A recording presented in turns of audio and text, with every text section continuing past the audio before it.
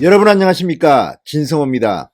지금 총선을 앞두고 민주당과 한국당 여야가 지금 인재 영입 전쟁을 벌이고 있습니다. 민주당은 상당히 많은 인재를 영입했습니다만 그만큼 사고도 많이 터졌습니다. 원종건 씨에 대한 데이트 폭력 의혹 때문에 지금 그 자격을 반납하고 민주당을 탈당했다고 합니다. 이뿐만 아닙니다. 논문 표절 의혹 막 터지고 있습니다. 뿐만 아니라 민주당이 비판받는 것은 스토리를 위해서 그냥 마구잡이로 한 게 아니냐 이런 비판입니다. 그 분야에서 정말 오랫동안 고생한 사람들이 있는데 이분들은 놔주고 사연이 있고 그림이 되고 이런 사람들을 쇼 스타일로 영입하다 보니까 시민단체라든지 장애인단체라든지 불만이 많습니다. 그런데 한국당 역시 스토리에 집중했습니다만 이번에 영입한 인물은 좀 다릅니다.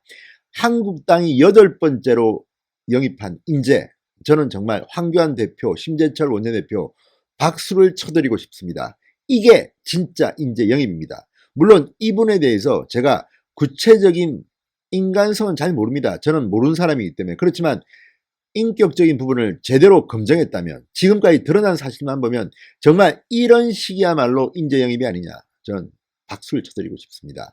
그 주인공은 이종성 씨입니다. 한국지체장애인협회 사무총장이라고 합니다.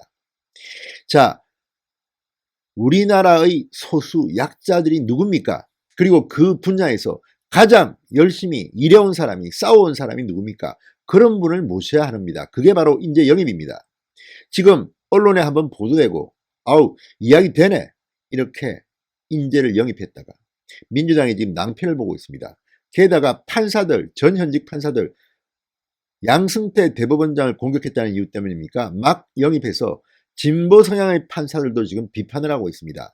이런 가운데 한국당의 8번째 인재 영입. 아우 정말 잘했습니다. 진성호의 직설 시작합니다. 방송에 앞서 아직 진성호 방송의 구독자가 아니신 분들은 붉은색 구독 버튼 눌러주십시오. 더 좋은 방송으로 보답하겠습니다. 자, 어제 여의도 이룸센터에서 이 한국당의 황교안 대표, 심재철 원내대표 이 인재 영입 8호 환영 행사를 가졌습니다. 이종성 한국지체장애인협회 사무총장입니다. 자, 나이는 50세입니다. 자, 한국당은 이 사무총장이 전국에 지체장애인 편의시설 지원센터를 만드는데 기여했고 장애 인식 개선 교육을 주도하는 등 20년 넘게 장애인 복지 현장을 누볐다고 소개했습니다. 이런 분이 바로 국회의원 배지를 달아야 되는 겁니다, 여러분. 정말 저 역시 18대 국회의원 할 때 나름대로는 장애인 분들을 위해서 입법도 하고 좀 노력을 했습니다. 그런데 그때 보면 정말 우리 이웃인 장애인들에 대해서 어떻게 대접하고 있는가. 또 그분들 중에도 거기도 상당히 경쟁이 있습니다. 정말 괜찮은 오랫동안 낮은 곳에서 일한 분을 모셔와야 되는 겁니다. 이번에 참 잘한 것 같습니다. 자, 이 사무총장 환영식에서 이렇게 말했습니다. 장애인의 몸으로 평생을 살아오면서 우리 사회의 차별과 구조적 모순을 직접 경험했다. 현장의 노력만으로는 장애인 문제 해결에 한계가 있음을 깨달았다. 그렇게 입당 배경을 말했습니다. 그리고 민주당을 찔렀습니다. 민주당이 뒤집히겠습니다. 최근 집권여당 대표의 거듭된 발언에서 보여준 장애인에 대한 몰지각한 이해도는 심각한 우리 사회의 구조적 단면을 나타낸다 이렇게 지적했습니다. 바로 더불어민주당 이해찬 대표의 최근 설화, 선천적 장애인은 의지가 약하다. 장애인 비하 논란입니다. 이게 한두 번이 아닙니다. 이것 말고도 여러분 기억하십니까? 뭐 정치에 대해서 정신적 지체장애 또는 뭐 후천적 지체장애 뭐 이야기하면서 상당히 많은 논란에 휩싸였던 사람이 이해찬 대표입니다. 그리고 민주당의 경우 장애인을 인재 영입했습니다만 그분이 장애인들을 위해서 얼마나 노력했는지는 잘 알려지지 않았습니다. 그래서 장애인분들 중에서는 이의를 제기하기도 합니다.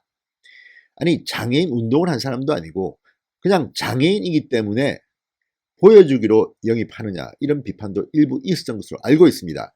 이번에 황교안 대표는 아주 적당한 인물을 소수 약자의 편에 설 수 있는 국회의원 후보자감을 영입한 것으로 저는 판단하고 싶습니다.